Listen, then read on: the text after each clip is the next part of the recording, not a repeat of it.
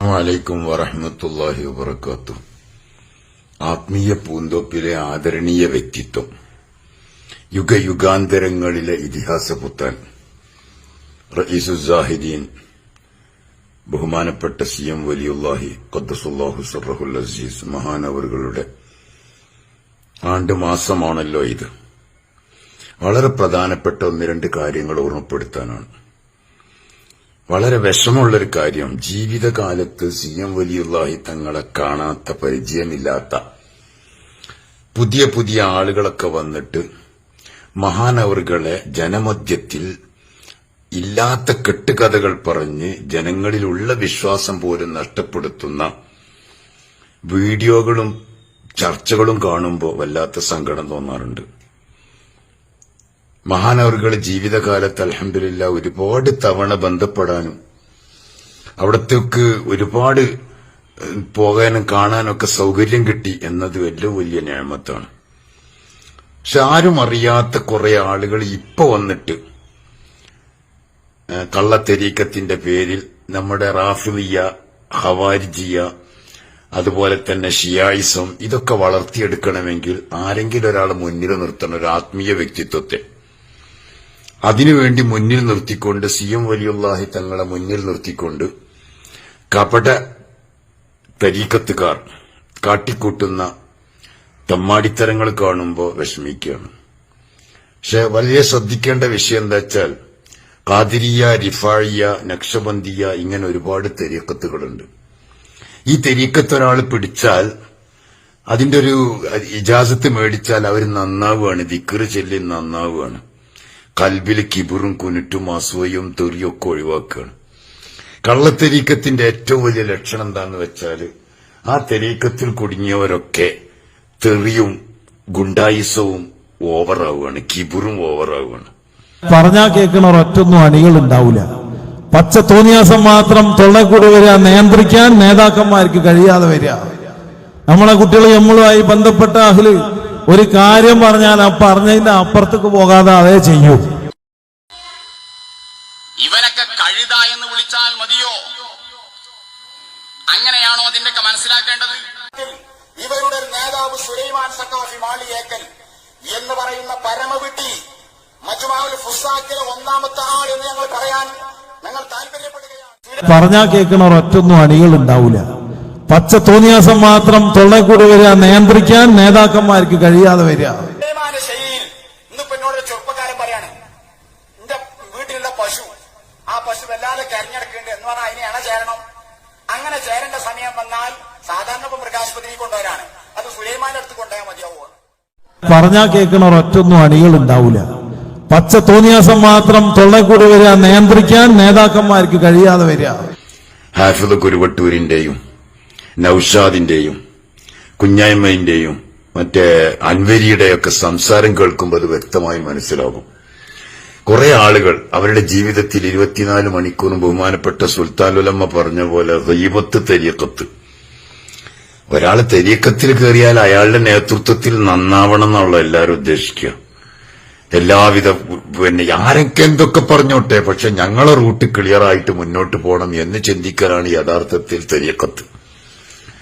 ശരീഅത്ത് എന്തെന്നറിയാത്ത കള്ളത്തരം മാത്രം ജീവിതത്തിൽ പറഞ്ഞു പഠിച്ചൊരു വ്യക്തി തരീഖത്തെറ്റ് നടക്കുമ്പോ തീർച്ചയായിട്ടും അതിന്റെ പിന്നാലെ കൂടുന്ന ആളുകൾ ഇനി പറഞ്ഞിട്ട് കാര്യമില്ല, അവരെ പിന്മാറ്റാൻ കഴിയില്ല. അതിന്തൊക്കെ ശരീഅത്ത് വിരുദ്ധമായി കണ്ടാലും അതിനൊക്കെ ന്യായീകരിക്കാവുന്ന ഒരു പൈശാചികമായ പിടി അവരുടെ കയ്യിലുണ്ടായതുകൊണ്ടാണ് എന്ത് കാട്ടിയാലും, ഷെയ്ഖ് എന്ത് കാട്ടിയാലും പിന്നാലെ കൂടാൻ ഇവർ തയ്യാറാവുന്നത്. കേരളത്തിലിപ്പോ ധാരാളമായിട്ട് കണ്ടുകൊണ്ടിരിക്കുന്നതാണ് കുരുവട്ടൂര് ത്വരീഖത്ത്. അതിന്റെ യഥാർത്ഥ പ്രശ്നം എന്താ?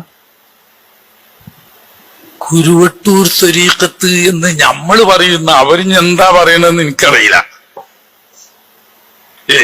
അതിന്റെ മുന്നിൽ കാണുന്ന ആള് കുരുവട്ടൂർക്കാരൻ ഒരു ഹാഫിളാണ്. കുറെ മുരീദന്മാര്, മൂല്യന്മാർ, 2-3 മൂല്യന്മാരിട്ടോളും. എന്താ ഇപ്പൊ അതിന്റെ ശരിയെന്നുള്ളത് എനിക്കറിയില്ല. ശരിയല്ല എന്ന് എനിക്ക് മനസ്സിലായി. എന്തുകൊണ്ടാന്ന് വെച്ചാൽ, ഞങ്ങളെ കീശീരിന്റെ കുയ്യമ്പറമ്പിൽ ഉണ്ട് ഒരു ബീരാണി എന്ന് പറഞ്ഞിട്ട് വെറും ഒരു തേങ്ങ പൊളിച്ചാന്ന് പറഞ്ഞതിന് 5ാം ക്ലാസ് മദ്രസ വരെ പഠിച്ചിട്ടില്ലാത്തൊരു സാധുവായ മനുഷ്യൻ. അദ്ദേഹം ഷെയ്ഖും മുറബിയുമാണെന്ന് മാത്രമല്ല, ദിക്ർ ഹൽക്കയിൽ ഖുർആൻ താഴെ വെച്ച് അതിന്റെ മുകളിൽ കയറി നിൽക്കുമായിരുന്നു ഈ ബീരാണി. നിങ്ങൾക്കൊക്കെ പരിചയമുള്ള ആളാണ് ഈ ബീരാണി. ഖുർആന്റെ മുകളിൽ, കാരണം എന്തുകൊണ്ട്? ഖുർആനെക്കാട്ടിലും ഷറഫ് മൂപ്പർക്കാണെന്ന് വാദിച്ചിട്ട്. അങ്ങനെയുള്ള ബീരാണി മരിച്ചിട്ട് മഹല്ലൊക്കെ വിലക്കിയത് അയാളെ പേരന്റെ മുറ്റത്ത് തന്നെയാണ് ഇയാളെ മറുമാടി. ഇപ്പൊ അവിടെ ഉറൂസ് നടക്കുന്നുണ്ട്, എല്ലാ മാസവും അല്ലാതെ ഒരു മൗലൂദും നടക്കുന്നുണ്ട്. ഈ മൗലിദ് അധികവും നടക്കൽ വെള്ളിയാഴ്ചയാണ്. വെള്ളിയാഴ്ച 10 മണിക്ക് തുടങ്ങിയാൽ ഉച്ചക്ക് 2 മണിവരെ മൗലിദും ദിക്റുമാണ്.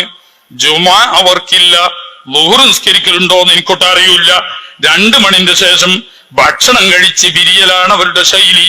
അയില് നമ്മളെ പണ്ട് വാദപ്രതിവാദിനൊക്കെ അറിഞ്ഞീന ആ മനുഷ്യനും അയാളെ അളിയൻ എന്ന് പറയുന്ന കണ്ടാ തന്നെ സഫിയാണെന്ന് മനസ്സിലാണ് ആ മനുഷ്യനും, അവരൊക്കെ ആ നേർച്ചയിൽ പങ്കെടുക്കുന്നവരാണ്. ഓലേതായാലും ഇന്നിങ്ങനെ കണ്ടം മുറിച്ചുകൊണ്ട് കൊണ്ടിറക്കണ്ടേ, അതൊന്നും എനിക്ക് അവർക്കും ആണെങ്കിൽ ഒന്ന് ചോദിക്കാം, എനിക്ക് അതിനോട് എതിരൊന്നുമില്ല. അപ്പൊ അത് കണ്ടിട്ടില്ല. അത് ഞാൻ ഇവരെ പറ്റിയിട്ട് കൂടുതൽ ആഴത്തിൽ ഇറങ്ങി പഠിച്ചിട്ടില്ല. ഇതേതായാലും തെറ്റാണെന്ന് എനിക്കറിയാം. അതിന്റെ ഞങ്ങളെ അവിടുന്ന് 1 കിലോമീറ്ററേ ഉള്ളൂ. നേരെ തോടക്കരെ കടന്നാല് ആ കുയ്യാറമ്പ് കയറുന്ന സ്ഥലത്തെത്തും. അവിടെ ബീരാണിന്റെ പേര് ഏതാണെന്ന് വെച്ചാൽ ക്രിസ്ത്യാനി പള്ളിന്റെ അവിടെ, അതിന്റെ നേരെ മുന്നിലായിട്ട് ഇയാളെ പേര. അവിടത്തെ ഈ മൗലൂദിന് വെള്ളിയാഴ്ച ജുമാ വരെ നഷ്ടപ്പെടുത്തിയിട്ട് ഉച്ചക്ക് 2 മണി വരെ, 10 മുതൽ 2 മണി വരെ അവിടെ കൂടി മൗലൂദും ദിക്റും മലക്കി നടത്തിയിട്ട് ജുമാ നഷ്ടപ്പെടുത്തും. അത് പിന്നെ ഹക്കിന്റെ അഹിലുകാരാകാൻ വല്ല സാധ്യതയുണ്ടോ? ഹാഫിന് അവിടെ വല്ലതായിട്ടിന്റെ അറിവില്ല. ഇവർ രണ്ടാളും അവിടെ വരുന്നതായിട്ടിന്റെ അറിവുണ്ട്. ഏതായാലും ഖൈറിന്റെ അഹിലുകാരല്ല. ആണെങ്കിൽ ജുമാ ഒഴിവാക്കി കണ്ട് റാത്തീബും മൗലൂദും ഒന്നും പിന്നെ ഷിയാക്കളെ മറ്റേ ആശയം ഉണ്ടെങ്കിൽ ഉണ്ടാവും. ഇവർക്ക് ഉണ്ടോന്ന് എനിക്കറിയില്ല. പൂക്കടശ്ശേരി ഒരു റഹീം ഉണ്ടായിരുന്നു, കള്ളത്തരീക്കത്തായിട്ട് നടന്നിരുന്നു. സ്വന്തം ഭാര്യ, അവന്റെ മുരീതന്മാരുടെ ഭാര്യമാരെ വിളിച്ചാൽ അങ്ങോട്ട് പറഞ്ഞയക്കൽ ഭർത്താക്കന്മാരെ കടമയാണ്. കാലടിയിൽ ഞാൻ ജോലി ചെയ്യുന്ന ഘട്ടത്തിൽ ഉണ്ടായ സംഭവങ്ങളൊക്കെ ഇൻഷാല്ലാ വിശദമായിട്ട് ഇപ്പൊ പറയണില്ല. അതാണ് അവരവസാനം അതിനെതിരെ സ്ത്രീകളുമായിട്ടുള്ള സ്ത്രീലമ്പടത്വം കാണിക്കുന്നത് കൊണ്ട് നമ്മുടെ KKM സാജി ഉസ്താദ് പെരുമറ്റത്ത് ജോലി ചെയ്യുമ്പോൾ അതിനെതിരെ ശക്തമായി പ്രസംഗിച്ചതിന്റെ പേരിൽ അദ്ദേഹത്തെ കുത്താൻ വന്നു, കൊല്ലാൻ വേണ്ടി വന്നു. പക്ഷെ റഫീഖ് എന്ന് പറയുന്ന സഹോദരൻ KKM സാജി ഉസ്താദിനെ തടുത്തതിന്റെ പേരിൽ ആ റഫീഖ് എന്ന സഹോദരൻ മരണപ്പെട്ടു. അള്ളാഹു തആല ഖബർ സ്വർഗമാക്കി കൊടുക്കട്ടെ. SSFന്റെ പ്രവർത്തകൻ. ആണ് പെണ്ണ് എന്ന തരം തിരിക്കലൊന്നുമില്ല. ഇവിടെ എല്ലാവർക്കും വരാം. ശൈഖ് അവർക്ക് ഇഷ്ടമുള്ളവരെ അടുത്തിരുത്തും. അതാണാകാം, പെണ്ണാകാം, അവർക്ക് ഇഷ്ടമുള്ളവരെ ഖിദ്മത്തിലാക്കും. അതൊക്കെ അവരുടെ അധികാരത്തിൽപ്പെട്ടതാണ്. അവരെന്തുമാക്കും? അവരെ ശരീരത്തെ തന്നെ എന്തുമാക്കും? ആണിനെ പെണ്ണാക്കാനും പെണ്ണിനാണാക്കാനും കഴിയുന്നവരല്ലേ അവർ. എന്തിന്? ആകാശം വേണമെങ്കിൽ ഭൂമിയാക്കാനും ഭൂമി ആകാശമാക്കാനും അധികാരമുള്ളവരാണ് അവർ. നമ്മുടെ ഈ താഴ്ന്ന ചിന്തയിൽ അവരെ കാണാൻ പറ്റും. അവരെ സംബന്ധിച്ചിടത്തോളം നീയും നിന്റെ ഭാര്യയും മക്കളും ഒക്കെയും അവർക്ക് സമമാണ്. ഏതായാലും ബഹുമാനപ്പെട്ട പൊന്മള ഉസ്താദ്, പേരോട് ഉസ്താദ് തുടങ്ങിയ നമ്മുടെ പണ്ഡിതന്മാർ നേരത്തെ തന്നെ ഇത് മനസ്സിലാക്കിയിട്ട് അങ്ങ് അപ്പീസ് പൂട്ടിക്കഴിഞ്ഞപ്പോ സത്യത്തിൽ ഇവർ പണ്ഡിതന്മാരിടയിൽ AP ഉസ്താദിന്റെയും പൊന്മള ഉസ്താദിന്റെ ഇടയിലൊക്കെ ഭിന്നിപ്പുണ്ടാക്കാൻ കുറെ ശ്രമിച്ചു. കാരണം ഈ വിഷയത്തിൽ വലിയ കഴിവുള്ള ആളാണ് അബ്ദുൽ നൌഷാദ്. നൌഷാദ് അക്കാര്യത്തിൽ, ജാമന്തളിയും അക്കാര്യത്തിൽ വലിയ കഴിവുള്ള ആളാണ്. എന്നെങ്കിലൊക്കെ ആയിട്ട് ഭിന്നിപ്പുണ്ടാക്കിയിട്ട് തമ്മിൽ തല്ലിപ്പിക്കാം.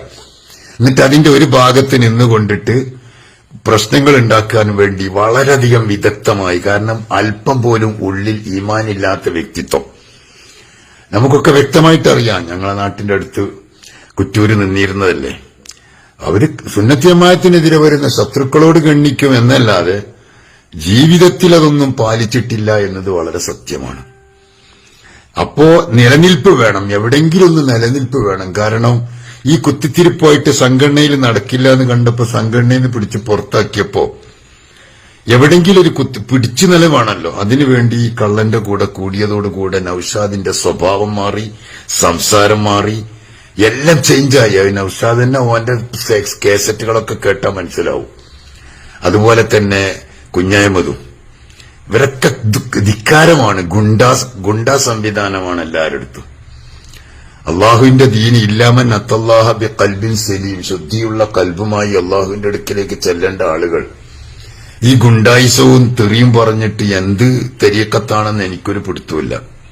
പക്ഷെ അതെന്നതിന് പിന്മാറൂല. കാരണം അത് ആത്മീയമായ ഒരു കെണിയിൽ പെട്ടുകഴിഞ്ഞാൽ അത് കള്ളനാണെന്ന് അറിഞ്ഞാലും അവർ പിന്മാറൂല.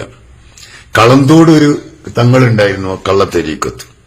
അദ്ദേഹം സ്ത്രീകളെ കെട്ടിപ്പിടിക്കുമ്പോ ഞാൻ ചോദിച്ചു ഒരാളോട്, അവിടുത്തെ ഒരു മുരീദിനോട്, അതെന്താ തെറ്റല്ലേ? അപ്പൊ പറഞ്ഞെന്താ വെച്ചാൽ അത് നമ്മളെ കാഴ്ചപ്പാടിൽ പെണ്ണായി തോന്നുകയാണ്, അത് മഹാന്മാരെയാണ് ആ കെട്ടിപ്പിടിക്കണത്. ഈ നൗഷാദും പറഞ്ഞല്ലോ ലാ ഫർഖ ബൈനൽ റിജാലി വന്നിസാ, ഷെയ്ഖിന്റെ അടുക്കൽ അതൊന്നും ഒരു വിഷയമല്ല. ഇതുപോലെ തട്ടിപ്പുകൾ നടത്താൻ വേണ്ടിയിട്ടാണ് ഇവരൊക്കെ ജീവിക്കുന്നത്. അതുകൊണ്ട് സത്യത്തിൽ ഇതിലൊക്കെ പെട്ടുപോയ ആളുകൾ ഒന്നുകൂടി പുനർചിന്തനം നടത്തി ഈമാനിക ആവേശത്തോടുകൂടെ മരിക്കുമ്പോ ഈമാൻ കിട്ടി മരിക്കണം, അതിനുവേണ്ടി ശ്രമിക്കുക. അള്ളാഹു അതിന് തൗഫീഖ് നൽകട്ടെ.